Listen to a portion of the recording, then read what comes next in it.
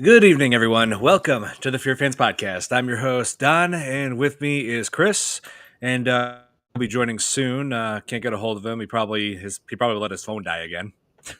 Yeah, but and Ironic. so lots of you have been enjoying us covering Final Destination 1 and 2, and so we decided to move on to Final Destination 3. Oh yeah, this is actually the first Final Destination movie I saw. I was 14 when this movie came out, and yeah, and like all the other ones entries, it was a huge hit. Great movie. I loved it. And I forgot how much, like I said, I'm glad you had it for a show so I could go back and rewatch it again. Refresh my Oh yeah, memory. this is definitely a favorite amongst fans of the series, and for good reason. It has plenty going for it. Mary Elizabeth Winstead, in that, and let's see, there were like. Let's see. The one other big name in this was, even though it was a bit part, Corey Monteith, who later would earn stardom in Glee. My cousins always loved that show. Yeah, Corey Monteith. It was like it was a bit part near the end. It was like when the whole tricentennial festival was going on. Yeah. Oh, hey, Babyface. Hey, yes, and Babyface. I know you said that this was your favorite sequel or favorite entry of the franchise. So hey, doing it for you. Chime in all night. Oh yeah. Yeah. So yeah, Mary And Elizabeth Todd, Winstead. too. Yeah. What? Tony Todd in it, too. Oh yeah, Tony Todd. Yeah, like even though it wasn't the same character, he didn't reprise his role as Bloodworth in this one. He played the that animatronic devil that was at that roller coaster, Devil's Flight. And he was the voice of the train conductor at the end, too. Yep, that's right. Only because Hey I just Tom, read about it. And so, hey, Tom. how's it going? Yeah. Oh, you're very very welcome, Babyface. Hey, I'm happy to do it. Yeah, so this movie starts off like playing on like one of people's biggest fears, and that's riding a roller coaster. Yeah, I mean, been to Six Flags many, many times in my life, and so I love roller coasters. So, like, this movie didn't really change that at all. But, but it did keep me away from tanning beds. Right? Yeah, seriously. Whenever I go to the gym, they have all sorts of I just stick to the hydro powered massage bed. I never use the any of the tanning beds. Not just because of this movie, but also because I don't need skin cancer. Yeah, exactly. I mean, too close. Yeah. It's basically Sorry, I'm sun. not having the best of days. Oh, hey, Tom, don't even worry about it. It's okay. It's Yeah, okay, Tom. Yeah. yeah, it's all good. Yeah. So yeah, like I've heard more than enough horror stories to keep me away from tanning beds, and let's just say this movie did not make it better. Hey, Santi. Santi, what's up, man? Hope I'm saying Good that to see right. you guys. Yep. You're saying exactly right, Santi. Yes. So yeah, this movie like starts off at at amusement park. A bunch of high schoolers who are about to graduate, and Mary Elizabeth Winstead plays Wendy, who was always like a control freak and is always like having bad feelings all the time. So, and of course she's the one who gets the premonition about the roller coaster derailing and then causing her to freak out and get her and and like half of her friends kicked off the ride before the disaster happens. Yeah, that's what's got to happen. Don't have a Oh movie yeah, but otherwise. yeah, right. Right. But I gotta say, Mary Elizabeth Winstead's performance when she was freaking out about after the premonition was it was incredible. Like Yeah. seriously, she nailed the whole acting like out of terror. She killed You it. did They're pretty freaking out. good. Oh yeah, yeah. She's definitely the most likable character out of all of them. Like a few of them definitely have some flaws.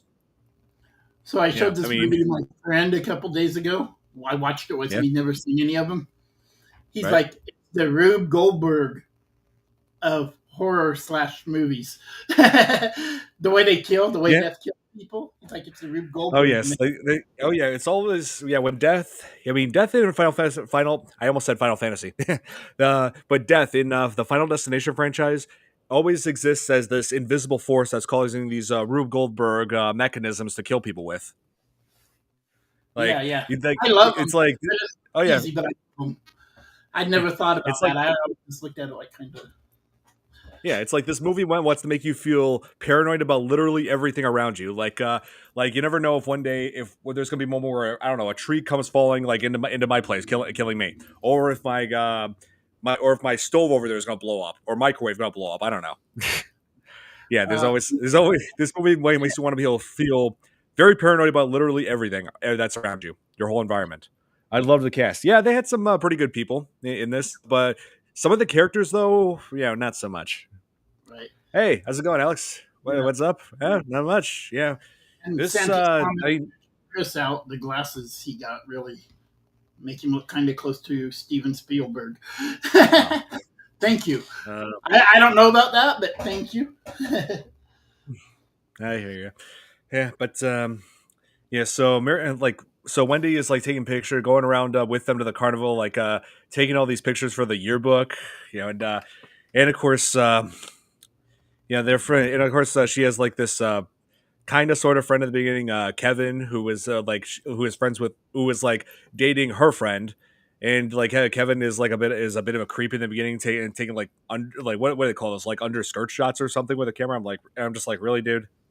Yeah. But the biggest creep of this whole film was Frankie, definitely. The video camera. Yeah, yeah, who had the camcorder, was always making these. I'm thinking, dude, this guy is a sexual harassment lawsuit waiting to happen. Seriously. I know, right? Yeah, I mean, literally every single piece of dialogue that came out of that character's mouth, it just made me roll my eyes. Yeah. Yeah, He seriously. was like, yeah, he was the typical high school perv. He was. He was an absolute. He was by definition. By definition. Who played Kinley? Oh yes, that was Sam. Yes, that is absolutely right. I did see. I hated Frankie with a passion. Yes, I agree. Hey, I agree with you 100%, Babyface. That guy was nothing but a creep. Yeah. Yeah, and also Mary Elizabeth Winstead. She was also in another movie that we reviewed around Christmas time, and that was that Black Christmas remake. Yep. Yeah, she was also in Thing prequel from 2011. Oh wow. Yeah, she was the lead. But I know that there's mixed criticism about the prequel to the Thing, but I do give it credit for for being consistent with what you see in the what was it, the original one that John Carpenter had directed. I mean, yeah, they do key. There is some items that, like, there's some things in there that stay consistent with, like that axe that was left in the wall, and the body they found. He wasn't even in high school. He was just, yeah, I know, right? He wasn't even in high school. He was just, it's like, what are you doing, like following these high schoolers around? Like, what? It's like, literally, what the actual hell is wrong with you? Yeah, totally. Yeah, it's like, that part of it, I missed something there or something, but yeah, wow. yeah, if I saw like a guy like that, like following my friends around, if I was a high schooler with all my friends, if I saw we had like some guy that we don't even like just perving on girls, I was like, I'm on the phone with the cops right then and there. Yeah. Seriously. Yeah. Yep. Yeah. But let's see. There were a few other familiar faces. Let's see. Ashley, who was one of the girls who was burned to death inside of the tanning bed. Shellen Simmons, that's her name. I saw her in this. She was also in Tucker and Dale versus Evil, another great horror comedy. Yeah. Yeah, that was a good one. And she was also in this really bad sci-fi channel movie that I saw like ages and ages ago as a preteen. What was it? Snakehead Terror. And what was that about? Oh yeah, what was that about? Killer snakehead fish. And let's see. Oh yes, she was also actually no, I take that back. She was also in another bad sci-fi one. It was had John Rhys Davies and Giancarlo Esposito. Gus from Breaking Bad. Yeah. Yeah, it was Chupacabra Terror or Chupacabra Dark Seas, whichever title they go with. Dark Seas, I remember that one. Mm-hmm. Yeah, also bad. I didn't watch the movie. I just channel surfed and I came across that and I'm like, wow, this is stupid, and then just changed it. My best friend's son was like in love with Babyface. Babyface. I was just getting to that. She played the girl who gets killed off screen in the miniseries of It back in 1990. Where it's like, I'll show you how to float down here. Tim Curry, gotta love him. Love him. Yes. No matter what. I mean, I love Bill. Yeah. I mean, I love Bill Skarsgård's performance as Pennywise, but Tim Curry's will always be classic. Always. Absolutely. Yes, that's true. She was about, I want to say, 7 years old at the time when the 1990 miniseries of It. So, Yeah, like it's like I just barely recognized her. It's like, well, I mean, that's what happens when you grow up. Yeah, Yeah, I think she's like got to be in her early 40s by now. I imagine. I Yeah, I think. haven't Googled it or nothing. I probably looked at them all the other day when I was Let me watching. see. Ah, here she is. Shellen Simmons. Let's see. Year 1982. Okay, so she is in her early 40s. Yeah, Oh, and she's 90s. Canadian. Oh, Eh? let's see. It says that she was from Vancouver. Awesome. Can never beat the classics. Yeah, right. The nostalgia I feel just from this. Yes. Ron, Oh yeah, change the subject real quick. Do you have Hulu by chance? Hulu. Yes, I do. They have a Jaws 50th something going on it this week somewhere. Ah, I yeah, keep seeing an yes, ad on TV. So I did get word. I did get word about that. Yes, I'll definitely check okay, that out. okay. I just wanted to make sure you knew. Yeah, just classics and Yep. Jaws. Yeah, I always get alerts about these things. She was Yeah, also in the remake of Carrie. Oh yeah, you know what? That's right. She was in that with Catherine Isabel from Ginger Snaps. Yes, the what's Catherine it called? Isabel. 6 degrees of Yeah, Kevin Bacon thing. right. Hey, Thomas, what's up, man? How's it going? Thanks for tuning in. Yeah, so this like I was very impressed with with the way they did the roller coaster scene, like the roller coaster derailment from the premonition.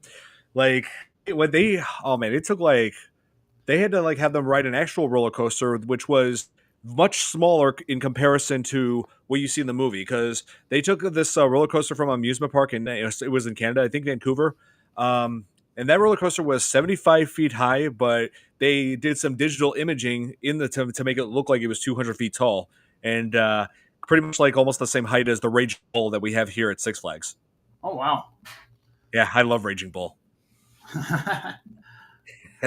But anyway, but they did have the actors like on the roller coaster for like probably about I want to say 60 times if I remember from the behind the scenes footage I saw, which would sound pretty cool, right? Going on a roller coaster that many times, getting all that thrills, but it was taking a toll on them. Like they had to sit on towels because their butts were getting too sore. Oh yeah, that was a pretty freaky premonition. Even though it did. I don't think I do question the legitimacy of it because I don't think like that's the restraints of roller coasters. The where you have to have that thing down like holding you. I don't think some of them work with hydraulic fluid. I think it's like pressurized air. Yeah, and I don't Yeah, think I they think there's easy as they do either. But right. have to have it for the movie. I would have liked seeing how it went off the rails for real when it really did too. That would have been I fun. wouldn't want to. I would not want to see a roller coaster go off the rails in real No, life. no, not for real. But I mean, like after her premonition, and they get him out of Oh the thing, and then in the movie how it came off. yeah.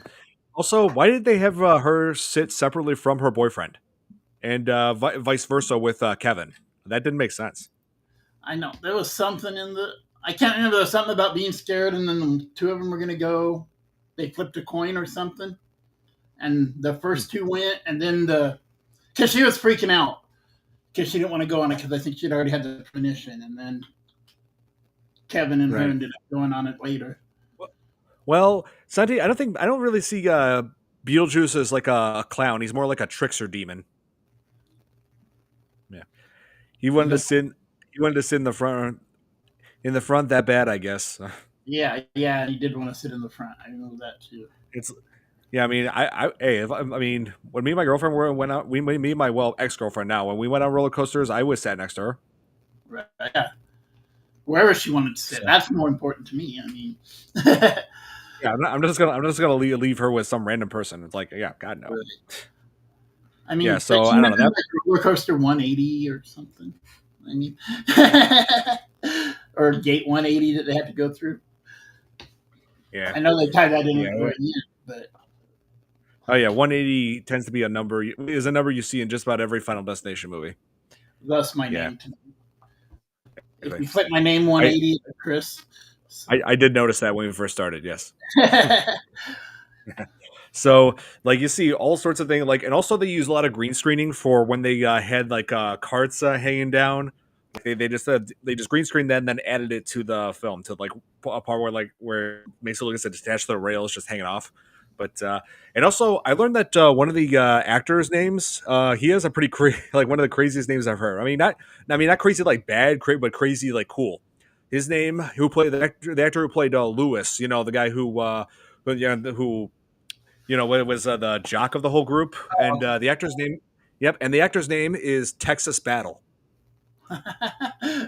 I'm serious. So like I'm just like, whoa, how did he get an awesome name like that? And I looked into it, and he was in his career ranged from good movies like Coach Carter to really bad movies like Dragon Ball Evolution. At least you didn't say Jaws 4. No, does not make it much better though. Yeah, Dragon Ball Evolution is not much on the good side. Yeah, no, that's an insult to my childhood. That movie.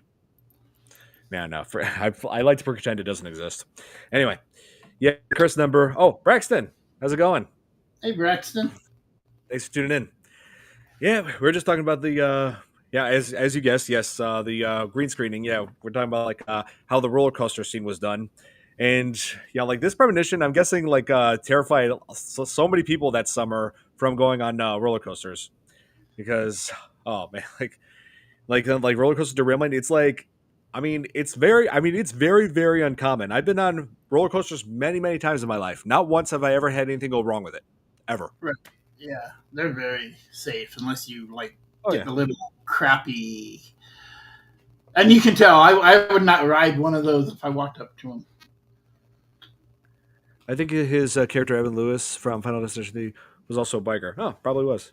Oh no! I was about to say no. You're talking about Final Destination 2. Yeah, probably. Yeah, I was about to say Evan Lewis. He was a Final Destination 2 character. But I got you, Braxton. They rode the roller coaster so many times that everybody wanted to pass out like Texas. Oh yeah, Texas Battle.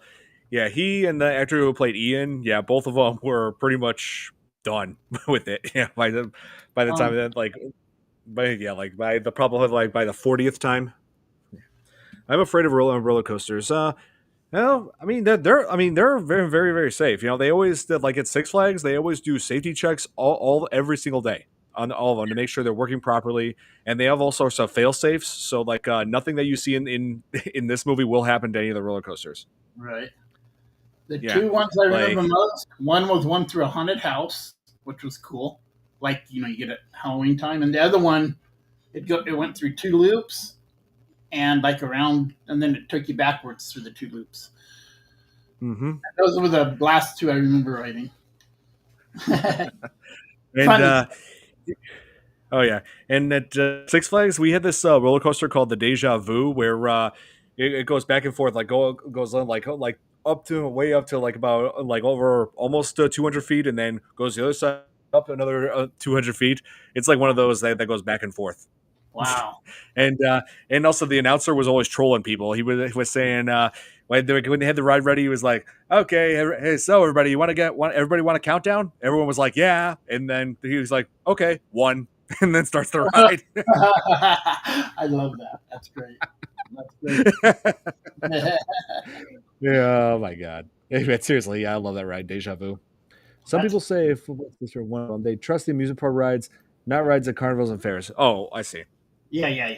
No, yeah, I could say I see what you're saying, Braxton. Yeah, there are a few carnivals that I'm not saying all. I've been to plenty of carnivals, some nice and some that were not so nice. Yeah, but I haven't had any incidents like that where there are rides that break down, but not in the manner you see in this movie. Yeah. And usually they catch anything extreme or scary, I'm all for. Hey, same here, Braxton. In fact, we just got a new ride over at Six Flags. Here, let me look this up. Are you taking Nick on it? Me and all the guys. Yeah, I got a season pass at Six Flags, so I just go every single year. Here, the Wrath of Rakasa.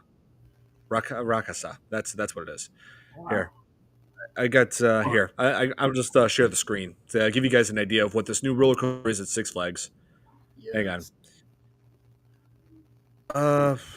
Maybe. Did they do POV or is it? Oh, come on, give me a POV shot. Oh, okay, here we go. Oh, it's animated POV. Okay, close enough. Okay, hold on. I gotta. Oh, here. First, let me find this comment. Alex Johnson, who played Erin, also had her own TV series around the time called Instant Star. Oh, I think I saw that somewhere. Yeah, yeah, that's right. Erin. Yeah, she pretty much got herself ended from nail gun in this. Oh, here. Okay, here is it. Here is There we go. the Wrath of Rakshasa.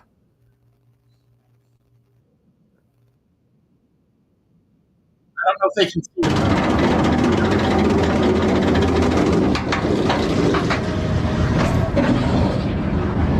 This is always my favorite part of it.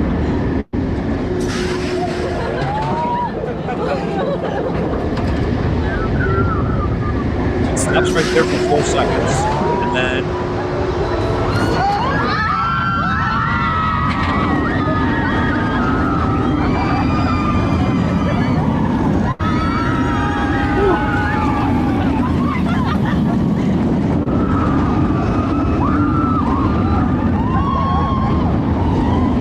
I'm totally with it.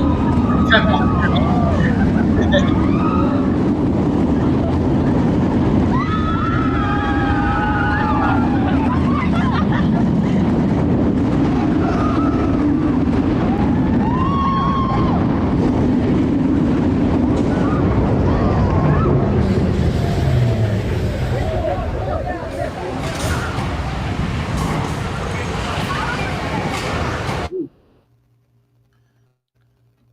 Wow, So that's yeah, crazy, isn't it? that's cool. Looks so much fun. It really does. I I was can't wait gonna to ride it myself. Oh yeah. It, yeah, like one roller coaster that I've always loved at Six Flags Great America was the Batman, which was been there since 1992, and it was put there to promote Batman Returns. Oh, not not a fan of that, huh, Santi? Yeah, that's all good. Yeah, no worries, man. Oh yeah, but yeah, so she has like what's crazy is like when after she has this premonition and like freaks out, and then all the roller coaster staff, the park staff, just treat her like she's crazy, as if they had never dealt with anybody who freaked out from who was scared of roller coasters before. I It's like, know, come on, isn't that something they should be used to at that point? right? I mean, I don't know if I'd let her on there anyway after watching her freak out like 30 seconds early. Yeah, Anyway, I'm just like, oh, I was just like, okay, she comes off, and her boyfriend said, "Hey, I want to get off too. It's my girlfriend." I would have been like, okay, let him off too. Whoever doesn't want to ride doesn't have to. right? Yeah, and of course, they don't believe her that the roller coaster derailment was going to happen. Like half the people are off the ride, and then those who stayed on, including her boyfriend Jason and also Kevin's girlfriend. What was her name? Carrie, I think her name is. Yeah, yeah. They stay on and they get killed by the accident that Wendy predicted. It's like she's freaked out, like knowing what's going to happen, and then she sees the roller coaster get derailed. Right. Yeah, And then little bit, yeah, and a little bit of time. I'm guessing like just a few days, if not like a few weeks or so, have passed, and like they're graduating. And I'm just like, the way death goes after people right after the disaster that some people had, the survivors had avoided. It's never consistent, the time that it takes for him to go after them, because in Final Destination 1, death comes after them, starts targeting the survivors like 1 month later. In Final Destination 2, it's like immediately. right. Yeah, so it's never consistent. And I made that joke like last time we covered, when we covered Final Destination 2, I made that joke about the first film where it's like, so Death was like, does Death keep some sort of like a schedule as to like what sort of survivors he goes after from certain disasters? Well, in It's the like, first one, he had his month-long vacation. He had to take. yeah, or was it like, let's see. So people survived from Flight 180.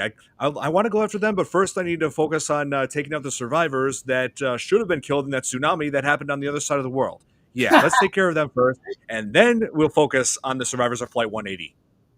Right. Right. Yeah, I guess death. I guess death as an evil, unseen entity just works in mysterious ways. Right. I mean, even skipping people.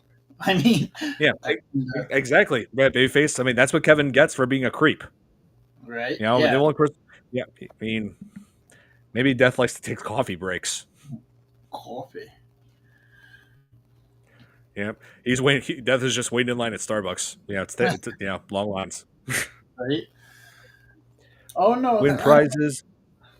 Oh yeah, we still do that. Like games to win prizes and such. Yeah. Yeah. Yeah. What were we gonna say? Oh, I don't remember. I think I was agreeing with you or saying something about your comment. I see. Nothing important. Yeah.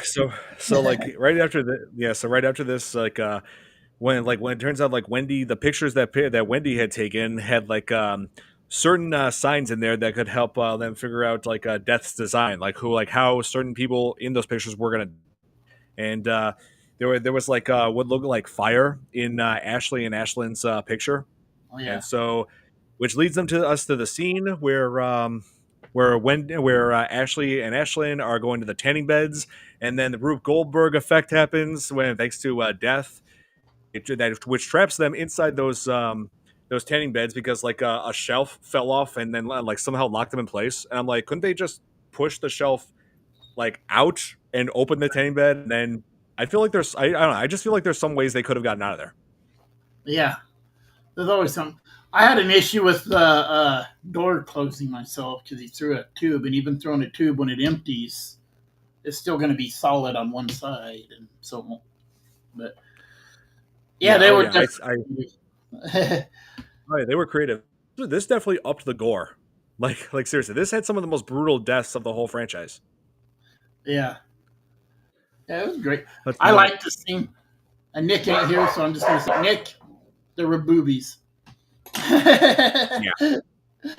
Yeah, they had to throw that in there. I mean, I think all the I think all of the Final Destination movies had that, pretty much.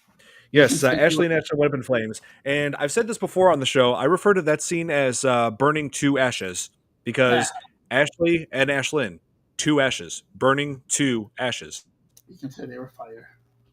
Yep. Yeah, like they had no way of getting out or even turning off those increasingly hot tanning beds. Like they're the condensation from that slushy that Ashley had was somehow had like messed up the controls and like it caused the heat to go up. I'm thinking I'm pretty sure this is not how tanning beds would really work in real life. I'm pretty sure they would never get that hot. I mean, I wouldn't. I mean, yes, I would never use one, but I don't know. I just feel like some things, like the way that thing malfunctioned. Pretty sure there are like plenty of fail safes to avoid that. Yeah, above and beyond. So I do love the effects that they had, like where their skin is like burning and they like the boils are forming on the forearm and of course, they actually did have a stunt person be on fire for that scene, like for about 10 seconds. Yeah, I did not know that. That's amazing. Oh yeah, and yeah, that was like a very gruesome scene. But I do like the way they cut the scene to the funeral, like where it shows the 2 tanning beds like on fire, they're screaming, and then the very next shot shows the 2 coffins in place of the in like the same position as those tanning beds were. I like the practical effects were really good. I like that they played Love Roller Coaster or Roller Coaster of Love doing it. With its mythology, with the dead or the woman getting murdered with the scream. Yep, that's right. They had it coming. They should not have turned the heat up. Yeah, probably not the best idea. And they probably shouldn't have put up a sign that says "Be back in 15 minutes," so like no one would have gone into that place. Well, nobody could have gone in because. Death also caused the Rube Goldberg to like have that door jam shut like with a bottle of lotion. Yeah. He put the lotion in there to keep it open, and somehow the door slammed it and shot all the lotion out. Kind of like odd, but have to have it for the death. So yeah. Oh, look up that roller coaster video too. Sorry, what was it, Braxton? Let me take a look. Look at the Kingda Ka roller coaster. Kingda Ka. Why do I know that name? I'll definitely have to look that up. Yeah, thanks, Braxton. Kingda Ka. It sounds like a Street Fighter move or something. And as much as like they talk about in the funeral scene, like the priest was like talking about how we are like equal in like death size and like and of course Ian being a punk, but I do agree with him in this one bit where he said, we're all equals in death eyes, all of us. How it's like, how could you say that, dude? Think about it. Charlie Manson made it to 70. Osama bin Laden's still kicking. Vice presidents, well, and all the atrocities they committed, they're alive and well. And these two girls who done nothing to anybody don't even get to live to be 18. Where's the equality in that? And right. I do agree. I do agree with them. There is plenty of scum in that's still in this world. Yeah. You know, but of course, this was. I should point out this film was released in 2006, so this was before Charles Manson's death. This is before Osama bin Laden was taken out in Neptune sphere. Yep. Yep. So absolutely uses lotion as a door stopper. I don't think that was intended. I think it was part of the Rube Goldberg. Equal in death size. Yeah, I do. It's like, yes, Ian was a punk in this, but he did have a point. Manson. Oh no, referring to Charles Manson. Yeah. Some of Marilyn Manson's songs are creepy though. I'll agree there. Yeah. But yeah, Marilyn Manson. Yeah, that guy gives me the creeps. Yeah. Oh yeah. And of course, then of course one of the people they definitely. I mean, even from the start of this movie, I knew they were going to kill him off. It was Frankie.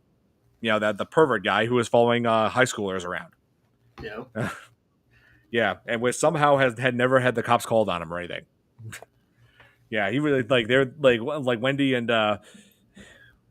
Kevin were like in a drive-through trying to pick up lunch, but then there's a truck that has no drive, like somehow somehow just when it was going downhill, like seriously, where'd that truck come from anyway? Yeah, and there was another yeah, and there was another truck that was backed into their side, so they couldn't get out of their seats or get out the door. It's like apparently everybody's like the most irresponsible drivers happen to be on the road today, apparently. Right. I mean, trying to set him up for that Rube Goldberg death. So yeah, and so they kick out the windshield to get out of the car, and like, and of course, when that truck crashes, it sends like the engine flying right into the back of Frankie's head, and the fan like dices up the back of his head. And I'm like, oh my god! I was like, wow, that was gruesome. That was. And then his little necklace goes flying off, and they pick it up, and they're like, "Oh, oh god!" Yeah, so it's like yes, Frankie was unlikable, yes, but the way he died, it's like Jesus, dude. I know. Yeah, when I said they up the gore factor, they weren't. I'm not joking. Yeah, especially yeah, yeah. They seem like an awesome couple, Aaron and Ian. Yeah, they seem pretty cool. Think off. Oh yeah, and then there was like they are just trying to figure out Death's design like by looking at the pictures that Wendy had taken at the carnival, and that gives them the clues like that indicate that Texas Battle was next. Let's see, Texas Battle. I always remember by him by that name. That's like one of the easiest names to remember in this whole movie. But yeah, Lewis. Lewis was in the gym, you know, like working out with the guys, you know, like. And that whole gym was pretty much everybody was like on some high testosterone. They were just like, oh yeah, but that's the jock steroid. Oh yeah, and of course Texas Battle is like dismissive of Wendy, saying you're on crack, both of you. You know, completely dismissing, saying, "Hey, I'm not meant to die. I'm gonna become NFL star." Yeah, yep. And as he's lifting those weights, and also those swords, why they actually kept real swords in that place, like hanging on the wall. Right, I know. That's not what got him, but yeah. Oh, it made you think. It's like I love this how it builds suspense through that scene. Like basically, think the swords are going to kill him, but in a way they did, but not the way we expected. Yeah. I thought they were going to be the direct cause of. I thought he was going to get decapitated or. Oh yeah. And whoever built that gym was stupid enough to have electrical outlets right next to a water fountain. Yeah. I mean, that's smart people. So, yeah, he was like lifting the weight so hard that it shakes the swords off the walls and like slices the wires that are connected to the weights. So he lifts the weights one more time, and the weights come down and smash his head. Yeah. To like prove his point. Yeah.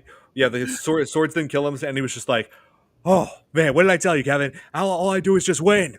Lifts the weights more time, and then they come smashing his head. I'm like, I mean, I got to point out though that I do love the practical effects in this, but the blood in this, for the most part, was definitely looked pretty CGI. Yeah, Yeah, I'll go with that. I didn't think about that. Baby thing. but still, it looks better than that god awful CGI sweat that they used in Dragon Ball Evolution. Yeah, you heard me correctly. They had to use CGI to create sweat off of somebody's head. Really? I never even paid attention to that close. Stupid. Wow. Yeah, seriously, that movie. There's plenty wrong with that movie. I don't. If I had to tell you what's wrong with Dragon Ball Evolution, we'd be here all day. It'd be a whole nother show. Yep, it's a complete insult to the staple of my childhood.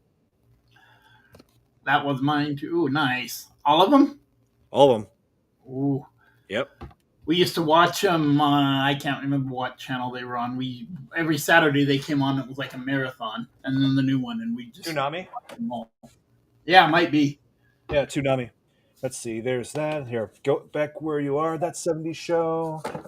Game of Thrones is right. Okay, I had to adjust it. Some of the stuff fell. No, totally. I get you. I'm the same way with some of my stuff. It's like, there. Heard of the King Da Ka roller coaster? Here, let me. You know what? Actually, let me look at that right now. King Da Ka roller. Oh, here. King Da Ka roller coaster. Where's this at? Once the world's tallest and fastest roller coaster. Here, Great Adventure. Okay, that's where I know it from. It's a Six Flags roller coaster. Oh wow. Oh wait, held the height record until its closure and demolition. Okay, so it's not there anymore. Tom and Jerry.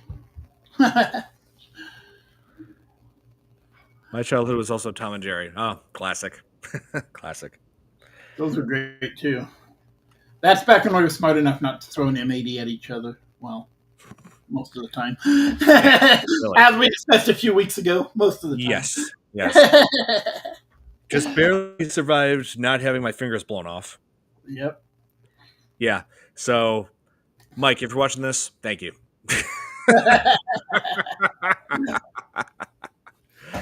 Oh, man.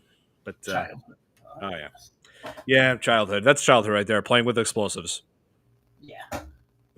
Absolutely. Playing explosives and watching things that you're not supposed to watch. Yeah. Yeah, like watching Evil Dead when I was 10, seeing Resident Evil games when I was 7. Resident Evil, that first, when you find that zombie and it turns around and is that the first zombie ever? I didn't see that until hell out of me. I was about to say I didn't see that until later on. I saw first Resident Evil game I saw was Resident Evil 2 because my babysitter introduced me to that. He had it on the N64, and let's see, later in my teen years.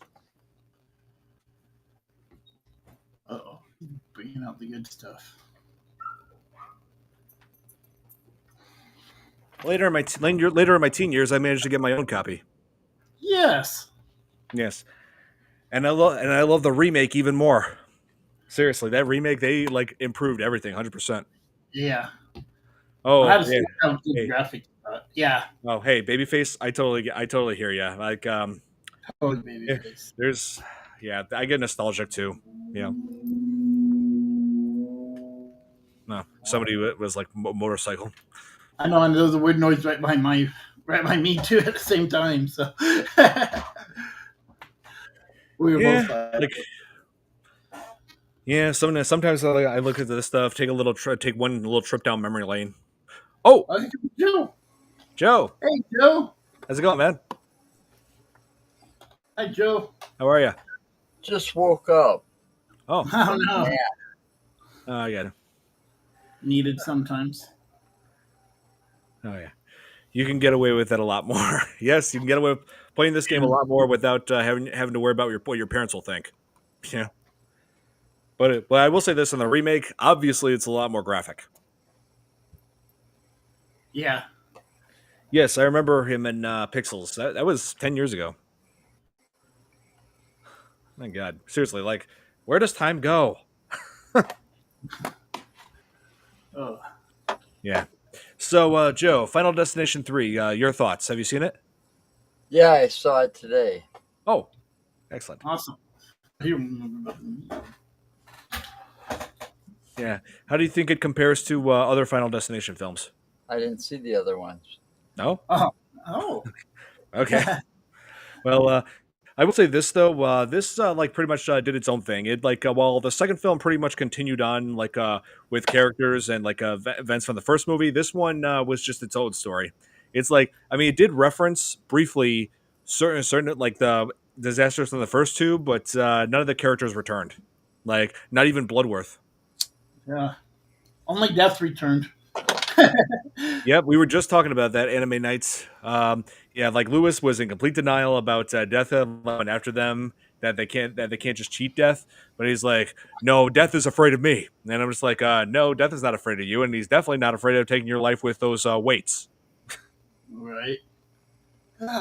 I need yes, you definitely should, Thomas. Final Destination, a great thrilling series, and yeah, watch them, and definitely work your way up to Final Destination Bloodlines, the newest one. Amazing sequel, and it was a pretty nice send off for Tony Todd before he died. Still the only one I haven't seen. I You should see it. definitely need to. I saw it on Amazon or something today, and I Wait, not saw it, but saw it was on there. One of them. And I was about to say, is it on any stream services now? Because I would love to rewatch it. Yeah, I think it is already. I saw it on one of the streaming services. Any plans on reactions? Yes, now that I'm reacting to music videos again, I will react to some Skillet, some more Linkin Park. Trying to figure out what other artists, but yes, I will definitely react to some. Oh, fun Joey? fact: the girl Perry got hit by a flagpole, never made a sound, not even when the pole hit her. Yeah, that's true. Yeah, like I don't know, they like that girl Perry like wasn't even in the film much. You know, like she just like was introduced briefly near the beginning, then got killed off in the end. Like For that pretty much, picture. yeah, it was pretty much just cannon fodder. Yeah. She was there to make you think sister was going to die quicker than she did. Oh yeah, Basically. yeah. I like how this movie like puts you in suspense and just toys with your expectations. Yep. Yeah, often. Yeah. Oh yeah. Where? And, Store? yeah. So, what do you guys think? This movie introduced some very gruesome deaths. Which one do you think was the most shocking of all of them? The only one that made me go, ugh, was the flagpole. But I think the one that really made me go, holy, was the nail gun. Oh yes, where Aaron was Oh yeah. was knocked into a nail gun that just had a mind of its own and just started like putting them right through those nails right through her head. I was Yeah. like, oh my god, man! I know. She had Right? some in her arm and everywhere. It's like, Jesus. Oh my, seriously, that was insane. The flagpole one actually made me go like, oh. The other one that's like, ooh. Jesus. Yeah. Oh yeah, I love it. Love Skillet.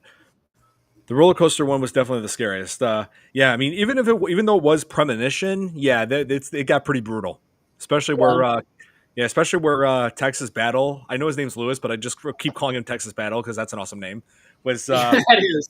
yeah was thrown from the coaster and like hit like one of the pillars of the coaster, like, and that had to have shattered all sorts of bones. My God. Yo, for somebody that used to ride the roller coasters at all the amusement parks, especially like Six Flags and Gurney, I mean, that was like one of the scariest thoughts of that, the roller coaster derailing while you're on it. Oh yeah, I mean that's literally.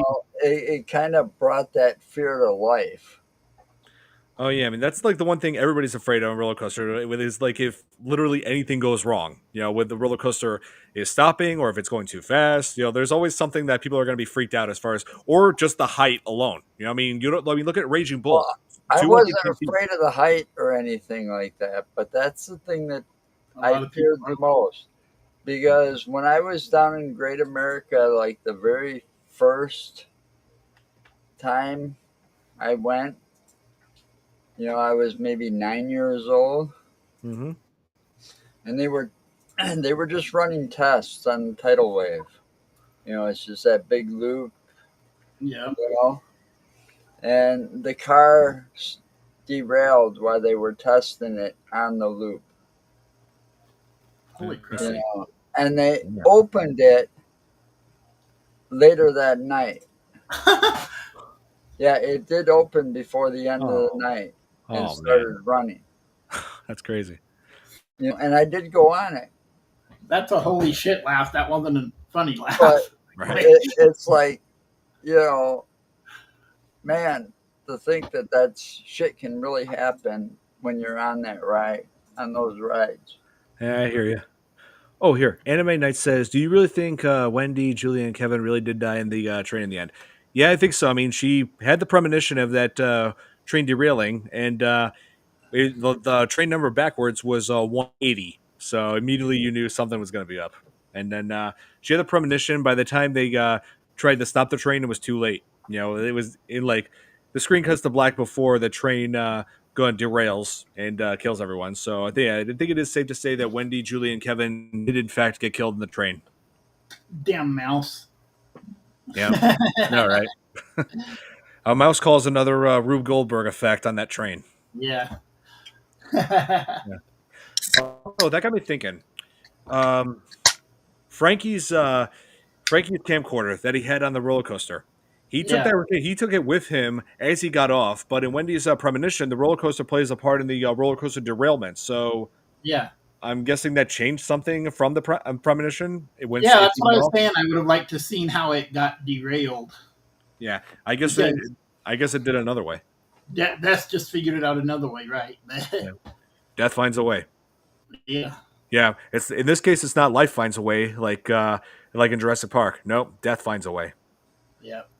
Yeah, it's like you can't cheat death. No, you can't. No matter how hard you try to change the circumstances, if it wants you, it's going to get you.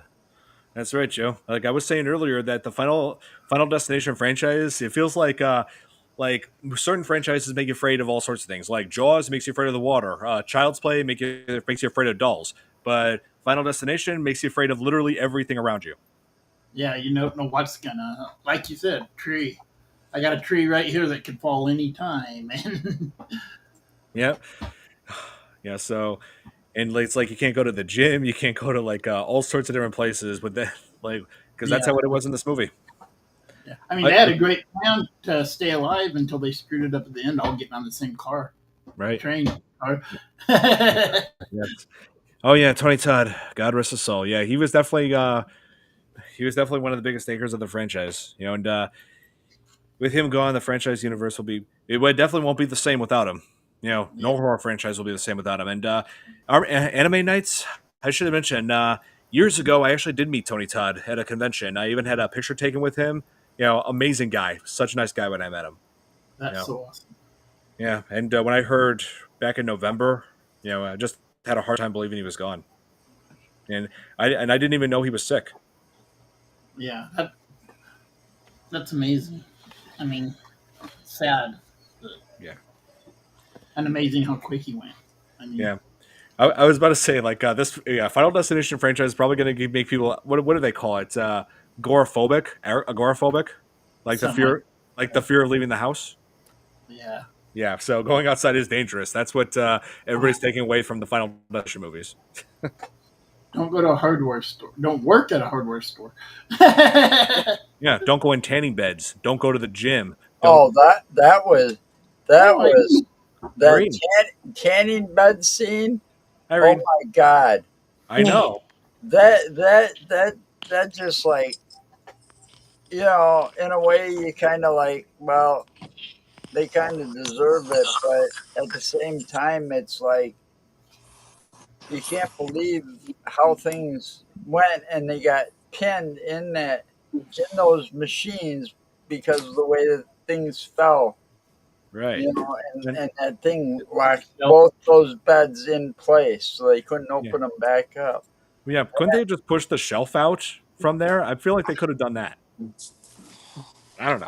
And you would have thought that they would have actually tried to move sooner, because one said, "Oh, it's getting a little too warm in here for me," you know, and stuff like that. And it's like, why couldn't you move out of there sooner? No, they had to wait until he got locked in and locked in, then burning to the point where they were on fire. Oh, that was beyond lobster. Yeah. Hey, Irene, how's it going? Hurricane City. Oh, yeah. I was going to ask. Hopefully, I was about to say, hopefully the hurricanes. Hopefully, you've been avoiding the hurricanes. I'm sitting here in my house. I'm saying I'm not going outside. Nope. Okay. So you're safe in your house, though? Yeah. My house is on a huge hill, so yeah, the water just runs down, and I plant a whole bunch of fruit trees up front, so nothing's gonna happen here. Okay, I was about to say, I hope the hurricanes have missed you. I've been through several of them. Doesn't bother me. Here we go again. Yep. Makes you wonder what places from the second and fifth films the people died went out of business due to all the deaths being bad for. Yeah, I imagine. I would definitely imagine Anime Night. Yeah, I imagine that that roller coaster is definitely going to be gone. That's a no-brainer. That little tiny tanning bed salon's going to be shut down for sure. Yeah, that tanning bed salon is out of business, no doubt. Let's see. Does insurance for that? No. Maybe the gym would stay open. I mean, I think that was like a high school or a university gym or something. Right. Yeah, so yeah, they would definitely stay open. Yeah, no, they would definitely would. I think it was a college team or something because he said we're going to work out and play for 4 years and then go pro. So I think that was like his college team that he was getting ready to go to summer practices. Basically. Oh yeah, but hey, the NFL is definitely one of the hardest things you can get into. Yeah. It's like what? Yeah, American 6% or something like that. I forget. I think it's less than that. To get into to get into American football, to make a career out of it, that's like one of the hardest things a person could possibly do. I mean, including all the injuries they get, like the head injuries, and apparently what I heard that they don't get insurance. Yeah. Because it's just liable, right? Like forever being injured from busted bones and skull fractures and skull injuries. It's like you get a bookload of their injuries on top of it, and of course they get paid a lot of money, but they also probably pay a lot. They probably pay a lot for their medical bill too. On top of that, right? No doubt. Yeah. I mean, my dad. My dad played football in high school. And Loyola Ramblers won city title back in '75. Mm-hmm. And so I'm pretty. Yeah, he knows all about football. He knows like there are risks with it. He definitely would know about like all the injuries, the potential injuries people would have with it. So going pro, it's like. It seems like an awesome thing. Like when you're like in NFL, it's like you're playing the big leagues, right? But there's always risks, always. And they look sad afterwards when they're done playing, and they look like what the cat dragged in, right? Yeah, but I have seen that a lot. Has anybody heard of the full song Dunge? Oh, Dust in the Wind. Yeah. My mom has. Oh, yeah. And she's still alive. So. I guess yes. You're thinking about Final Destination 5, right? Because they did play that song in that. Yeah.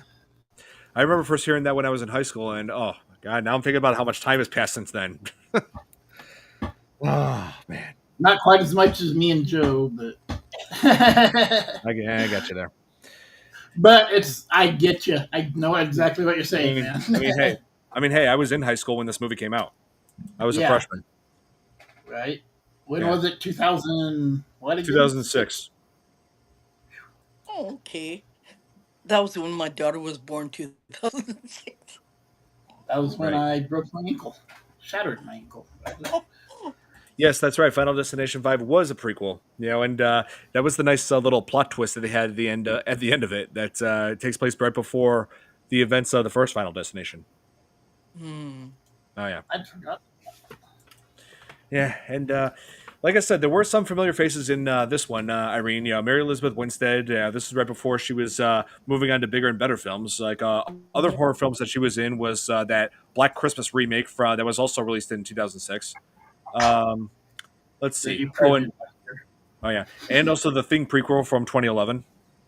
Yeah, which had a lot of continuity. That's the word I'm looking for. It had a lot of continuity, kind of like with John Carpenter's The Thing. So that was another good show too. That was another good, kind of like interesting, but you had like that one too. Oh yeah. It wasn't that bad. I liked it. I liked it too. Yeah, it's like a great thriller. When you're bored. I mean, it's like sure that the Thing prequel was not. I mean, sure, it was not on par with the original, but it does still deserve a bit of praise. Yeah. Like if you're not doing anything, sitting there, you got popcorn on your hand, you got soda. Why not, right? Oh yeah. It also had that actor that me and my ex-girlfriend always called him Gingerbeard from Game of Thrones. Yeah, seriously, we always call here. You know what? Let me look up that guy. He was he was wait, you know what? Here's me faster. Oh, and also Mary Elizabeth Winstead was also John McClane's let's see, Bruce Willis's daughter in Live Free or Die Hard or Die Hard 4. Yeah. I remember. Yeah. That's right. She played like Lucy McClane. Let's see. The Thing. No, I want not the original. I need the prequel here. Okay, let me look this guy up. I'll recognize him immediately here. Oh yeah, Christopher Hivju. He played Jonas in that. Yep, that's him. I was about to say Norwegian. That's why. I was about to say his name looks Scandinavian. Let's see, and he played Trumund Giantsbane in Game of Thrones, and he played Olaf in Cocaine Bear. That's also where I saw him from. Olaf, and he had a girlfriend named Elsa. Yeah. Okay. Anyway, I heard. Let it go. I heard that in the fifth film there were clues. Yeah, there were a few clues if you look carefully enough. So. Yeah, like you look at the kind of. Oh wait, I'm trying to catch up with comments. Okay. So people are still wondering. Oh, here, death comes for us all, even Candyman. Yeah, that's true. Yeah, Tony Todd, God rest his soul. Yes. To this day, people are still wondering why Molly had to die, and since we're never on the death's list. Well, she was just wrong place, wrong time, I guess. Yep. Yeah. I mean, same goes for everybody else on that plane, because that's the whole point when you realize why that plane was destroyed in the first place. It was because death was tying up loose ends, like taking out the people that survived the bridge collapse, and they just death and all those people just happened in the wrong place, wrong place, wrong time, because they were trying to take out Sam and Molly. Yeah, and of course, the people from the first film were going to be on that plane, but got off, and then the cycle starts over again with them. And it's a continuum, isn't it? Yeah. It always is. You could literally make these forever doing stuff like that if you wanted to. Oh yeah, she was toast. Well, technically, Sam was toast because he got burnt. He was the one who was in the explosion. She was pulled out of the plane from the pressure pull down, and then was broken in half by when she hit the panel or not the wing. It's like part of the tail of the plane. You know what I'm talking about? Yeah. Yeah. But yeah, that's when we're toast too. Question for you: if you could be in one premonition in deaths of all the films, which premonition would you want to be? Oh man, that's a good question. Let's see, which premonition do you think you guys would be in? Which one do you think would be like the one you would survive from? Survive? Ooh. I don't know. I'd probably be at one of the carnivals. I'd probably be in one of those pictures. That's my kind of scene. So I more than likely would survive the premonition in Final Destination 2 because considering that it's a highway pileup, I'm pretty sure I would avoid that by just merging off to the side of the road, avoiding all that chaos in front of me. Yeah, I've dealt with that a lot driving, and yeah, that's what I do. Or take another route. Roller coaster. Oh, you'd really want to be in the roller coaster premonition? That's pretty terrifying. Oh, we lost Irene. Oh, well, Irene, hope you come back. Hopefully.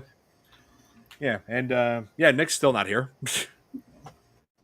It's only a couple minutes late Nick time. He's an hour late. An hour. Yeah. Plus. So yeah, he's AWOL. Yeah, but oh, let's see. So let's review the premonitions. The first one was a plane explosion. Second one was a highway pileup. Third one was roller coaster derailment. Hey, Irene. Okay, she's back. And my cat knocked over my, you know what? Hey, late. Well, you are Billy, but that's okay. Yeah, we've still got plenty to talk about in this. But let's see. So the fourth premonition will focused on another like a pile of cars, but this time it caused like parts of cars to fly at people and kill them. And let's see. And the fifth one was a bridge collapse. Sixth one was a building collapse of what looked to be like the Space Needle from Seattle, a knockoff of that. Yeah. Seriously, the new Final Destination Bloodlines, definitely see it. It's amazing. What would Trump say about the roller coaster? It's pretty clear to me that this roller coaster is pretty awesome. Yeah, Devil's Slide. It seems like a really nice ride. I highly recommend it. Yeah, you'll thank me afterwards. I'm dead. Yep. Thank you. Don, can I ask you a silly question? You may think it's weird or not. How many people have died out of weird deaths after making so many after in horror movies? What do you think about it? Do you think it's something that happened, or do you think that it's there's something there that's funky there that did that, or would you think it'd be a curse? I mean, yeah, some of these deaths in horror films do happen. Like, there are like all sorts of variables to that. Like, if there are characters that'll make dumb decisions in horror films. I mean, that's been a thing since from the beginning. Like, somebody does it. Like, if somebody's trying to warn another person, oh, don't go back there. There's like the killer's back there, and that character they're warning doesn't believe them, goes back, and then gets himself killed off. You know, there's always going to be people who will make dumb decisions like that. But I'm not thinking about it. I'm thinking about because there are certain films that were made that people did die, right? So you're talking like And real life. yeah, in real life they did Oh. die after the film. like that, like crazy coincidences, like after someone died in the film. Yeah, like there's stories about like films that could be cursed, like people who are involved in The Exorcist or people who are involved with Poltergeist. You know, like that. Yeah, because there's two people who died after Poltergeist, right? The Yes, little girl, her sister in the show was murdered. the sister was murdered. Yes. Yeah, I mean, from what I heard, that land where that house still lies is on Native American ground. And they Right. got Yeah. pissed because the director, the director's assistant, I don't know who was in charge, put a lot of skeletons or put a lot of, well, real dead skeletons on the land. I'm just wondering if, you know, they made these great movies, right? It was great watching. It was a really good thriller. But the consequences happened, right? Mm-hmm. I'm just wondering, like, was it worth it, or I don't know. My head's in several places because I deal with stuff like that, right? Right. It's my job, okay. But I'm just wondering that what it did to these people afterwards and how it affected them. Not what it was worth it, but I don't know. You tell me, right? I kind of see what you're saying, but yeah, there are tragic coincidences that happen with certain movies.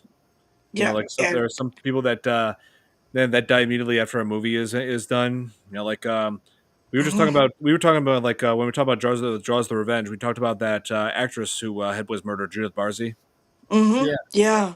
Yeah. It's just like, you know, Not even horror movie. it's just really hard. Yeah. But I I have my friend is also she's also an empath, but she deals with her side is Native American side, so she helps me with all the Native American spirits Right. because she's part Cherokee, and so she does that, and she's a touchy feely person as I am. But we're together doing this because she's my partner, and plus I'm teaching her, so she's also my student, I see. and there's a lot of things that goes on when they do a movie on particular land, right? And we're told not to do this, but they did it anyways, and the spirits got kind of pissed off. Okay, Right. Yeah. and yeah, and it's like a domino effect where things after things have died, done, and people have died. And it's just, yeah, I'm just wondering, like, does Hollywood understand what what happens when you do this and this and this on that particular land, and what could happen afterwards? All You're they care right. about is money. Oh, Yeah, All yep, they care about is money. that's all Hollywood's is focused on is making money. That's Yep. true. Uh, Yeah, it's it's like sad yeah. because somebody's got to die, and you're next, I right? mean, Yeah. that'd be one of the a hell of biggest. an idea for a documentary. I mean, yeah. I mean, one of the biggest movie tragedies, on set tragedies that I know of, is from this. Hmm. When Brandon Lee had suffered a fatal prop gun shot while Hmm. making The Crow. Hmm. Yeah, this like is definitely one of the biggest tragedies. Like it makes it all the more sad knowing that this man is gone. Yeah. But Yeah, Yeah. but And the that father that died too, right? that Right curse, before I was that. just Yeah. supposed to say that They his were father saying, died yeah, in a similar way. yeah, Mhm. yeah. Yep. And Uh, as far as it was curses are sad. concerned, um, with Asian with China, that you're not supposed to do these things on set and blah blah blah. That it's going to create a curse effect, and the father died and the son died. I don't know curses like that in Buddhism because that's what I do. Okay, I'm Hmm. also Buddhist too, but um, I don't know of any curse that if you use kung fu on a set that it will take your life. I've never Right. heard of that. Maybe there's something about it that I don't know, but from what I learned, yeah, I'm still in the air with that one. I gotcha. Yeah. Yeah. Tragedies they can happen when you least expect it, and when it has, it has that effect on literally everybody involved. Yeah. And Yeah. yeah. And let's see. Oh, Billy's asking, do you think the real Final Destination should have been one and done? Definitely not, because I do. It's like Final Destination is unique as far as the whole concept that deaths around us. It's acting as like an unseen entity that has control over your environment, and if you do something that like cheat death, it does not like Hmm. that, and it's like you're supposed to die, so death Hmm. creates another way for you to die. Yeah, So exactly. Exactly. yeah. Like if you do something that says, okay, I don't want my wife to die, so they have to choose somebody else to die in that place. As a reality as a fact, as a reality, right? Mm-hmm. So, It, it doesn't matter if it's next to you, it doesn't matter if it's the person that it doesn't matter if it's one of your children, it doesn't matter. It happens, it has to happen. Hmm. And you just can't cheat it no matter what, because somebody has to be in that place if that person doesn't die. It's one of my favorite franchises next to no Street. Oh. Yeah, I can understand. I see what you're going with this, Irene. Yeah. Yep. Hard to believe that the series was originally meant. Yes, that is true. It was originally meant to be a episode of the X Files where Mulder and Scully were literally going to be investigating death itself. Mm. Yeah, and it's crazy when you think. I mean, they tackled like so many different supernatural aspects through Hmm. that series. I mean, oh yeah, I love X Files. That along with Buffy the Vampire Yeah, Slayer. that was good. That was one of the best TV shows. Like, Buffy, I gotta watch it. Oh, it's coming. Okay, when is it come? Okay, program your TV so so it comes on. If you can't, take a video of it. Oh yeah, and I hear they're rebooting Buffy the Vampire Slayer. Yeah, she's still going to be in it. Yep, it's true. She's not going to be the main Slayer in it, but she's still going to be in it. She's like acting as like a mentor type, from what I've heard. Yeah, who's going to be Buffy? It's going to be her for Buffy, you know. Oh yeah, and so like Wendy and Kevin like go to the tricentennial, and I questioned like the. Hold on, let me look up the exact year that they that they had in this Final Destination pre-tricent. Oh, here I'm gonna see what year they were talking about, because the tricentennial like took place in like, okay, Pennsylvania, right? 300-year celebration. Yeah, yeah, pretty sure that that town wasn't around when most of America was not even occupied. Yeah, exactly. So I feel like the dates were like non-consistent with real history. Yeah. So yeah, tricentennial, 300-year old town in. So that would mean said it would be the town had like been set up like 1706. Yeah, America was not founded back then. Nope. Yeah. So whoever did this obviously was not familiar with dates. Yeah. They need to take a history. Maybe they're just correlating the 1706 and 2006 dates then, and not really thinking about anything else. No. I did like how when she was going through clues, she showed Abraham Lincoln and whatever on his like she was said she could find clues through certain pictures, and like those showed like there was the distortion through the top of Lincoln's head saying, oh, Lincoln, that means Lincoln was shot in the head. Then it showed World Trade Center with a shadow of a plane on there, and I'm like, we're seriously going there? Yeah. Really? Yeah, I think that was to maybe throw a little bit of. Yeah, we're throwing 9/11. It's like we're really throwing 9/11 into this. Yeah, but you're not supposed to think about a movie that deeply when you're watching it. Right. That's the point. Yeah, I mean, well, some of us. I mean, do you actually sit there and dissect the movie as you watch it? Every single time, I'm dissecting a movie every single time. Too, you know, just put my mind to work the whole time, straight through. I do that too. Yeah, I'm just right? bad. Yeah, and we're a student, yeah, right? and yeah, that's like, why. What? Yeah, I think back to when we covered the first movie. Like I commented that like this movie was released in 2000, and I'm like I'm pretty sure like when Devon Sawa his character when they were Alex. Yeah, when he was looking out, like saying, "Oh, the plane's gonna explode" and all that. I'm pretty sure if that movie had taken place in post 9/11, they would have done a lot more than just kick them off the plane. They would have evacuated. Yeah. Yeah. Yeah. No doubt. A lot more. When I first watched the movie, they have every 6 shooters in their head. Yeah, really. No, Josh, we involved. The big green Shrek. Oh, actually, I mean that was actually referring to Shrek, the actor who played Nosferatu in the original. Yeah. I believe that was. Hang on,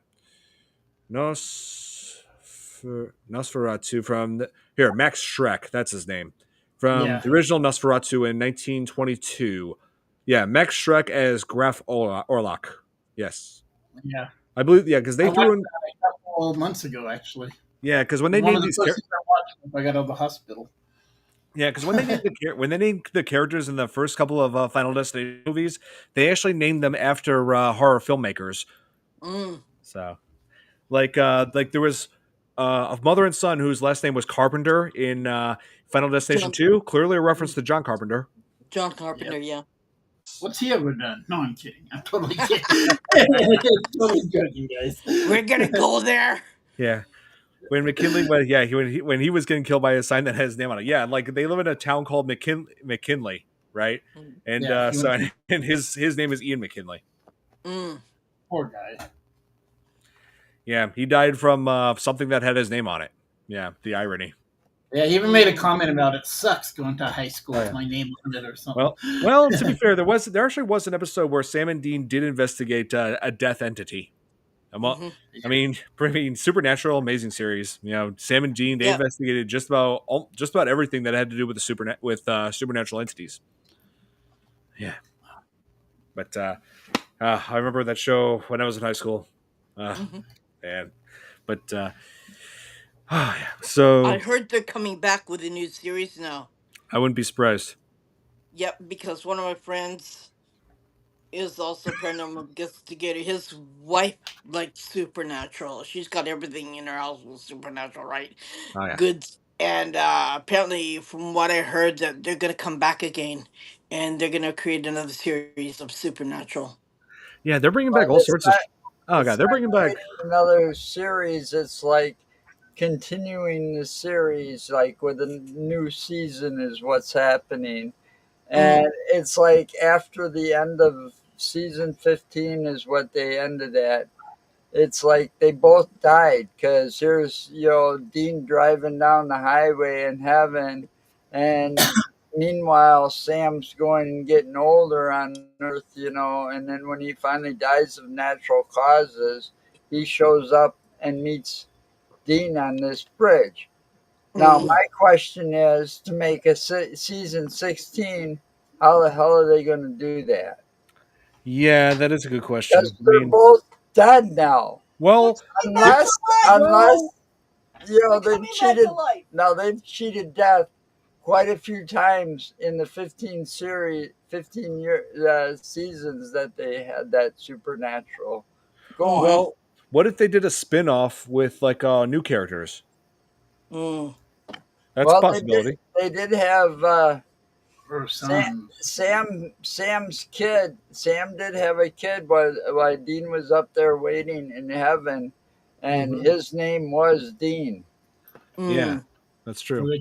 Someone, or so, in a good way. They gotta. I don't know how they're gonna figure this out, but it's gonna be interesting to watch because it's one of my favorite series to watch. It is. It's amazing. Nick says that he's never seen it, and I'm just like, wait, what? You've never seen Supernatural? What? I'm like, him of all people. Him of all people. I've seen it here in Japan. Like, yeah, It's a good thing you're not here right now, Nick. yeah, Nick. We'd be ripping right into you about that, Nick. Like, what the hell's wrong with you? How did you miss out on Supernatural? I know. I mean, I admit I got a late start on it because I was working when it started. I had to work great night shifts, so I mean, I started like 3 But you were able to still see it, right? Yeah. It took me a while. My friend has watched it. He just binges it over and over again. Yeah, my thoughts exactly, babyface. My thoughts exactly. So everybody go to his Facebook page and give him crap. Yes. For sure. Yeah, everybody go to Nick's Facebook page. Tell him watch Supernatural. Yeah. One person at a time. Yes. Flood his page. Tell him watch Supernatural. And Stranger Things. Yeah. Oh, yeah, that's good. What? That's Stranger Things, right? too? Yeah, Stranger Things. Yeah, if he does not watch Stranger Things, I tell him you got to watch it because it's an amazing show, and we got to cover the rest of the seasons before the final season comes out in later this year. Well, I've never watched Stranger Things myself either. So. Well, hey, there's a lot of. But, there's a lot of those things like Supernatural. You can stream all 15 seasons if you've got Netflix. Mm-hmm. Yep. Yeah, that's just, there's a goof in the second film. I had cleared a photo of her as a girlfriend and a friend. Yeah, I was about to say, like, Alex and Carter, it's unlikely that they'd be in a photo together if all those characters were involved, considering that they were not even friends until after some of those characters had died. So, yeah, you're not wrong there. Right. And yeah, I mean, those two were pretty much at each other's throats at the start of the film. Yeah. Your mic is gone weird. Me? What? Me? No, Don's. Don? I can hear him. Yeah, he can hear me. Yeah. Yeah, now you can. I prefer Are You Afraid of the Dark? Yes. Oh, the nostalgia I get from that. The 90s. Yeah. Yeah. Tales from the Crypt. Yeah, Tales from the Crypt. Yeah. Are You Afraid of the Dark? We actually joined we did a crossover with another podcast series called Tales from the Podcast, who have been covering Are You Afraid of the Dark show for months now. We joined them for a couple of episodes talking about the Tale of the Nightly Neighbors and the Tale of the Quiet Librarian. So definitely check those guys out. Tales from the Podcast. Tales. Oh yeah. Yeah, they're pretty awesome guys. Like I liked doing crossovers with them. I wish we had more time to do it, to work with them again. Yeah, for sure. Yeah. So anyway, there's like the tricentennial, like lots of chaos happening. Some of it was due to a horse that got freaked out. Yeah. Oh yeah, the horse. M80s on the ground. Yeah. I should change my name to the Night of the Living Dead. Ooh, the Tale of the Shiny Red Bag. That's one of the best. Yeah. Ooh. There's a YouTube video where this guy made a video called "You Can't Beat Death" as he debunked the "You Can't Beat Death" Final Destination. Sorry, but anyway, yeah, I'll have to check that video out. Oh man, so yeah, like then like of course Kevin's face got burned, almost got himself like an explosion. And of course, Ian thinks that Wendy is the reason why a lot of people are dying, like because after he just witnessed Erin have her head nailed in with that nail gun. Yeah, and like he came to the conclusion if she killed herself, then they'd all stop because she was last in line. Yeah. Yeah, and so like and like of course like those fireworks, and she like ducks avoiding those fireworks that were going off, and all of them of course miss Ian as well. But they still play a part in the way he was killed because they hit that lift, which came down on him and crushed him to death. And and again, that blood in there, totally CGI. Reminded me a lot of the window from when the little kid dies. Oh yeah, the other Final Destination that we covered. Yeah, that's right. That's right. The one where the kid was coming out of the dentist, chased those birds. Those birds flew into a guy at the controls. He knocked the controls, causing a glass plane to the crane to drop a glass plane down and crushing him to death. Yeah, reminded me kind of the same thing, except they left part of his body out there. Right. Yeah. Whatever. And there was an alternate scene. I forgot to mention this. There was an alternate scene of the tanning beds where Ashlyn ended up getting out of the tanning bed and tried to get Ashley out, but they ended up getting electrocuted instead of being So they were going to take this in a direction where instead of being burned alive, they were just electrocuted. But the whole burning alive in the tanning bed, like being set on fire, that was definitely a much more gruesome and like the scene. So and how you can take the picture of them being electrocuted unless there was like a lightning flash in the background. So as gruesome as the burning that was, I feel like that was the much better scene. Yeah, I felt like that was more fitting. Yeah, well, think about it though.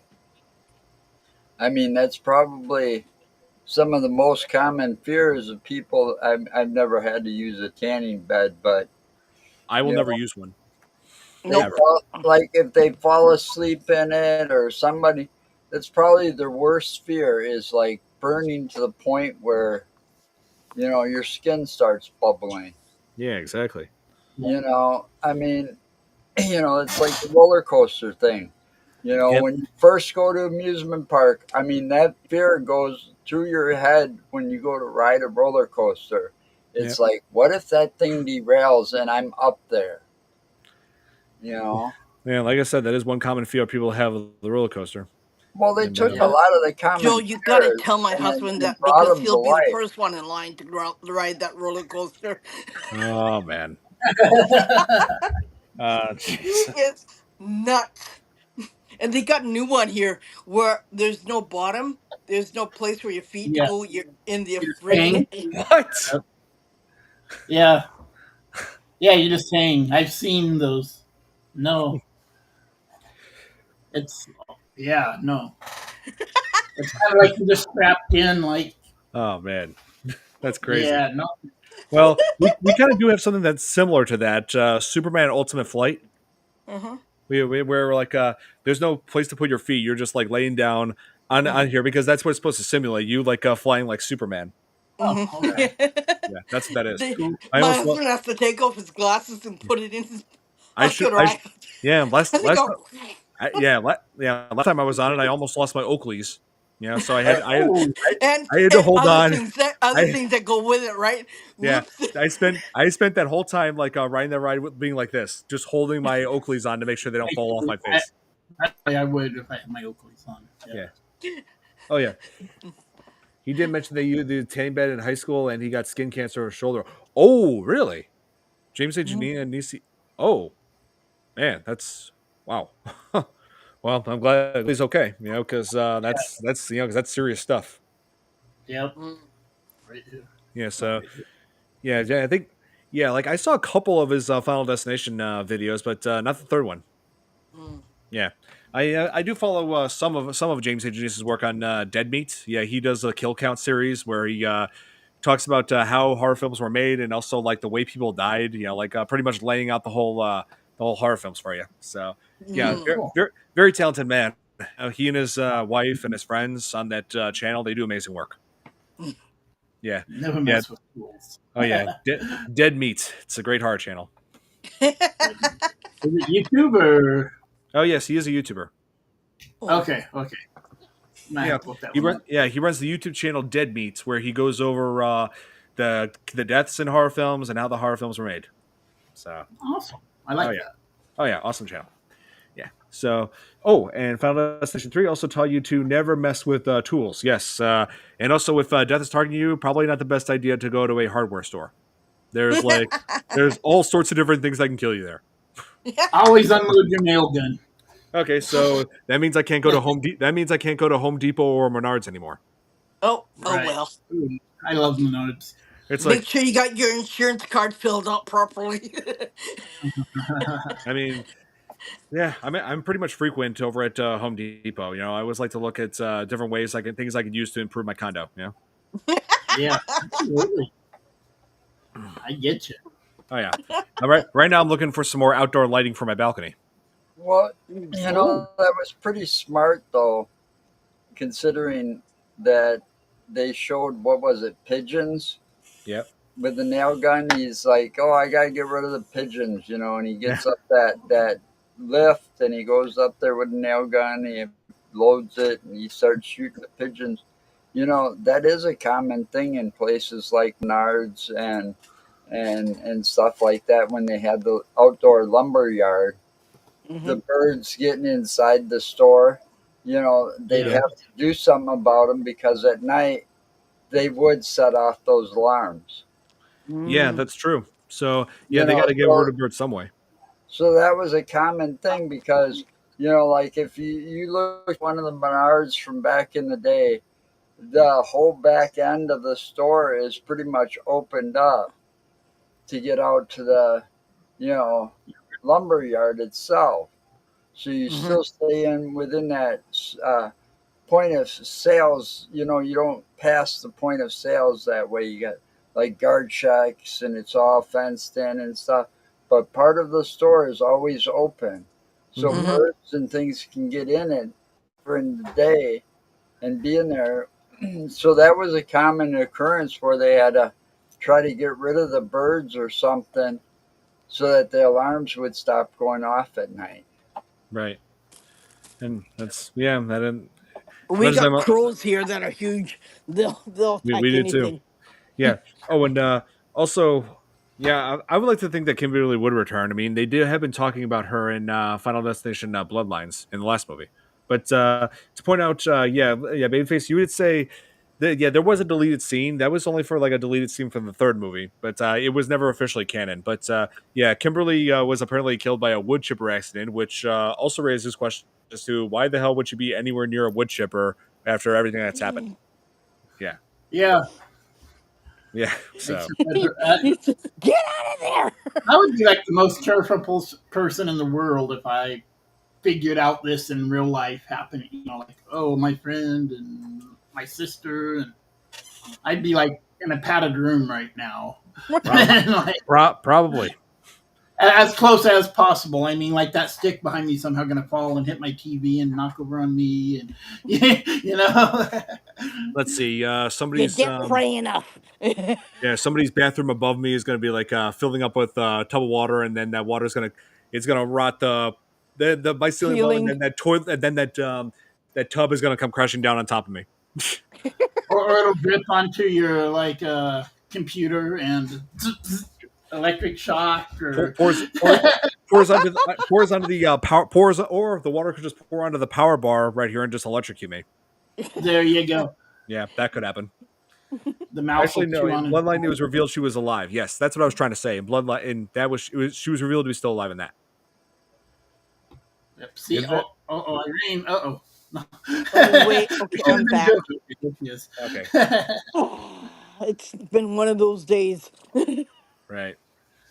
Oh, and when I drive a lot, I get stuck behind the logging trucks, and that always freaks me out. I just always think back to that scene. Every time I see a logging truck, I'm reminded of Final Destination 2. Yeah. Every time. I always have that flashback. I'll be driving, and there'll just be one like in front of me, and I'm like, yeah. I'm going to slow down just a little bit more. Yeah, exactly. I wouldn't even want involved in the logging business because logging is like the number one job that people get killed by. Mm-hmm. Yeah. It's serious. I looked at statistics. Yeah. Yeah. And also, I like how Kimberly is played by AJ Cook, who was in one of my favorite crime shows, Criminal Minds. Yeah, she was in it. Oh yeah, and so this ends with Wendy having a second premonition. This time of their train being derailed, and by the time the premonition's over and they try to get off the train, it's too late. And then there's the end credits which plays Love Train cover by a cover of Love Train by Tommy Lee, and you know who Tommy Lee is, right? The drummer from Motley Crue. Yeah. Yeah. He was married to Pamela Anderson. Yes, he was. And to and Heather Locklear. Yeah. Oh yeah, that's right. That blonde too. Yeah. Two childhood crushes right there. Thankfully, logs don't bounce like that in real life. Don't bounce like in real life.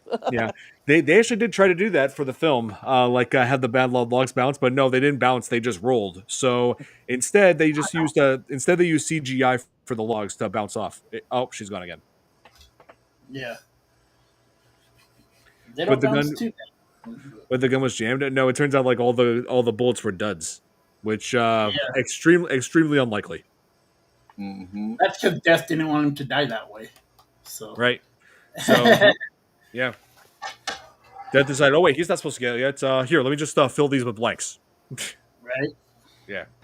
Nothing like shooting blanks. Right. Oh man, so he'll kill you, or hurt you really bad, actually. But yeah, I mean, a blank could still hurt you. They still got the wadding and the. Didn't somebody just get shot from one last year or something on a movie? Or no, that was. Oh, she was. She was in an episode of Goosebumps.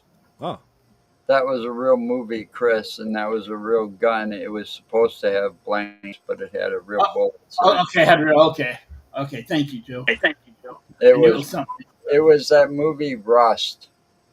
Ah, yes, that's right. That's a more recent gun accident that happened on a set. Right. Yeah. And we also had an involvement with Alec Baldwin. Right. Yeah, Alec Baldwin. That's the one I was thinking of. Yes, that was Rust, the movie Rust. Oh, yeah. Oh, she's gone again. Yeah, hence why he wasn't in the new Beetlejuice. Oh, okay. Yeah, it's because of that. And so if he wasn't coming back, then Gina Davis wasn't going to come back. Oh, wow. So, yeah. They had to be together for it. Otherwise, not at all. Right. Yeah. Oh. Makes sense. Everything good, Irene? Messing with my... every time I get kicked off, something's messing with me. There's a hurricane coming through. There is a hurricane, okay? It's pouring rain. I know. Missing here. What's going on here? Like, I usually get kicked off anyways, no matter what. It's usually paranormal. The rumors that Bloodworth could have been death itself. I've heard that. Yeah, I did hear that theory, but I never really believed in it. I believe that he knows plenty about Death's design, and it's kind of revealed in. I'm I mean, I don't want to spoil anything for those who haven't seen Final Destination. Go ahead. I'm okay. I'm okay. No, really. I'm not going to spoil it for you. I really don't want to. But I don't want other people spoiled. I don't mind. I'm good with it, but yeah, I'm serious. It's one of the biggest. It's one of the biggest plot twists. So I don't want to blow that for you. Oh, come on. Just write it in my messenger, okay? What happens? He ain't going to tell us. So, we... All right. So... Don, I got something to show you. I'm going out my voodoo doll. Right. I need to look it up and watch it real quick. It's hard for me to watch the last 5 minutes because of all the flashing lights. Oh, yes. The final scene definitely has a lot of flashing lights, so it can be an issue for some people with certain conditions, and or just people who are sensitive to lights. I am. I kind of had to watch it sideways. My TV's right here, so I kind of watch it kind of like. my TV's over there. Nice. Yeah. I mean, you can see the edge of my TV right here. But... Here. Oh, that's cool. That's the big one. 55-inch. What inch? 55-inch smart TV. Okay, nice. I only have a 35-inch. Yeah, with a PlayStation. That's what the one out in the living room is. Nice. Yeah, with a PlayStation camera on top, and that's how I do the live streams. Oh, cool! I wondered about that. Do you have PlayStation 1? Which one do you have? A 5?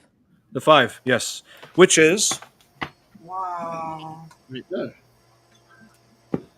right here. Okay. Nice.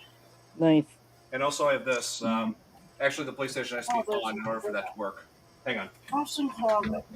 We have 3 PlayStation 5s in our house. Oh, wow. One for every child. I got an Xbox, whatever the latest Xbox is. Oh, and also soundbar right here. Okay. So that way, that fills the room. Here. There it is. Oh, okay. Cool. That's just a light? Yep. That's cool. Oh, yeah. That's cool. I like that.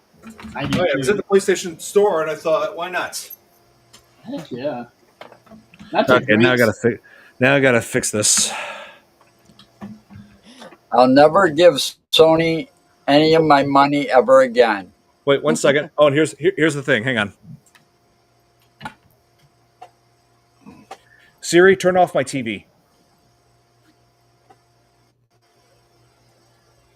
It won't work this time. Oh, nice. Yeah. I was going to say, every time I try and brag about stuff like that, it never works. Is your internet expensive? Is what? Is your internet expensive with... Somewhat. $35. That's cheap. Ours is $180. Bad setup. Yep, that's definitely what I was going for, babyface. 35, and I tripled my speed from Verizon. What do you use? We have fiber optic here in Japan, so it goes to their telephone. I use Xfinity. Nice. Xfinity's good. Yeah, I have the router on the floor right behind me. Nice. Yeah, my router's right here. Oh, here it's. Okay. Ours is downstairs in my son's room. Well, I don't pay for internet. Nice. It comes with your. It's included. Nice. In our condo association fees. Cable and high-speed business internet are included. Very nice. Jeez. So I've got like what do you call it? Higher speed than the normal person from Spectrum. Right. Because we're on because you have the business one, so that's nice. Yes. So that's going to be it for this edition of the FearFans podcast. Final Destination 3. It's definitely one of my favorite entries of the series. But the series does take a dive from here with the Final Destination, which is one of the lesser of the films. Yeah, isn't that always the case? The best ones are the best ones above, and it goes near the end. Mm-hmm. That was awesome. Oh, thanks, Babyface. Happy to do it because I knew you were a fan of this film. So and this is definitely a fan favorite. Hopefully, we met your expectations. Hopefully, yeah. Even though some of us are not here, I mean, Kate is going through some sort of a medical thing that she's about. So yes, I want to address that. Yeah, Kate, hope you're doing well if you're seeing this. All you got to do is Prayers Nick for Cage. you. I'm praying for you, Kate. I got healing power for you. Yeah. I'm just hoping Nick has a good excuse for missing out on this. Oh. Yeah. Well, you know what? My You co-host can always is get AWOL. him on the next show. You know that, and I'll be watching that one if I don't have a doctor's appointment. Oh. It was a blast. Glad you enjoyed. Very glad you enjoyed. Yeah, so it was one of your favorites. I'm glad we lived up to you. Oh yes. So what are we doing next time? Do you know? Next time, I'm actually going to be on vacation this whole week. Okay. Oh, nice. I can't guarantee that we will cover FearFans in there because 8:30. I'm pretty sure me and my family are going to be doing something by that around those evening hours. No, that's understandable. Yeah, I mean, hey, family come. I put family above everything else. So Yep. I always say that family first. But when I come back, I decided we should cover a horror musical because Lollapalooza is going to be going on in Chicago, and that's our biggest music convention. Yeah, our biggest music event. Driving through there at that point. Yeah, we were driving through Rocky Horror Picture Show. Nope, nope. It's going to be Little Shop of Horrors. Oh, Little Shop. The original, or the one with Rick Moranis. That was my favorite one. I love Little Shop of Horrors. Oh, I love it. Rick Moranis, right? This is what we're covering next on the FearFans podcast. Yeah, but that one with Rick Moranis was actually a remake. I know. Yeah. Still doing it anyway. I had tickets to that up in Denver, and they were on when I was in the hospital. Yeah. Oh, and so I had to get rid of them. Well, I never got rid of them because obviously. I see. If you could change Alex's death in the second film, what it would be? I don't know, literally anything else. Because a brick falling on his head. I feel like he would have been smart enough to avoid that. Yeah, I'm pretty sure there should have been something a lot more complex. He needed a bigger umbrella. Can we do anything covering Saw movies? Yes, we covered the first two. So if you want to look through my past episodes of the podcast, we did cover the first two Saw movies. Will cover Saw 3 a little further down the road. Yes. So we'll be happy to jump back into that franchise. Wishmaster? Can't wait. Wishmaster? Wishmaster? Yeah, we can do that. Yeah, I like Wishmaster. I like that movie. So yeah. Oh, and also I like how the copy that I own of Little Shop of Horrors also the original director's ending. Yeah. Oh, nice. Yeah, we'll get into that when we cover this next time. So no FearFans next week, but we will be back the following week. I just I got some next week. I got some much needed vacation time. I'll be on time next week.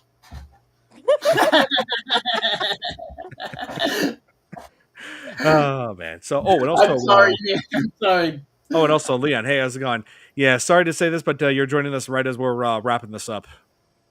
Yeah, go back and watch. It was a great episode. But yeah, please go back and rewind and watch this because we cover some pretty crazy stuff on this. Oh, so I just want to say Happy Day of the Dead. Yes. Everyone. Oh God. All right. Yeah. Take care, everyone, and hope you guys enjoyed. Hit the like button if you did, and I'll be definitely if you haven't subscribed to my channel, definitely subscribe to Things Network, and I'll be working on some more reaction videos real soon because I'm starting up doing music video reactions again. Can't wait to do more. Yeah. So hope you guys enjoyed this edition of the FearFans podcast, and have a good night, everybody. Have a good night. Bye.